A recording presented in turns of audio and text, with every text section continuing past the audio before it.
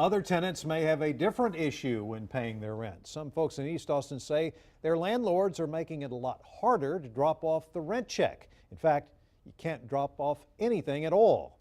It all supposed to be online now, and as KXAN's Lindsey Bramson explains, some worry that could put students and low-income tenants in a difficult position.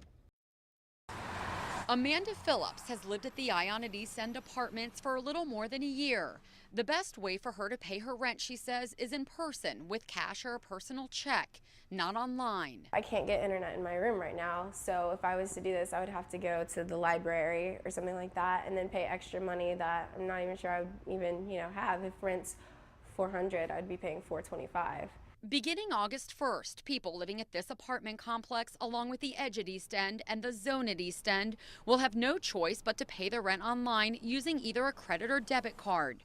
Apartments with mostly students and low-income families, meaning not everyone has a credit card or checking account. The new policy doesn't allow you to use a personal check, cashier's check, or money order, all very common ways residents currently pay their rent now. I'll usually pay rent through the office. I'll go to the office and just pay cash because that's just what's easier. Flyers telling tenants about the new rule were placed on people's doors.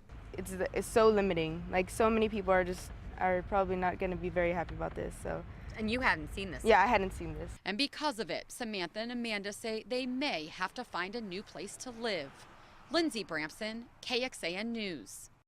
Well, at the request of the local managers, KXAN reached out to Asset Campus Housing based in Houston.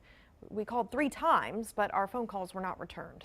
Digging deeper, we wanted to know if this is a trend here in Austin. The Tenants Council tells us more and more apartments require tenants to pay online. But you do have rights. They also say if this happens to you and you're on the middle of the lease, the complex cannot force you to change unless you sign a new lease.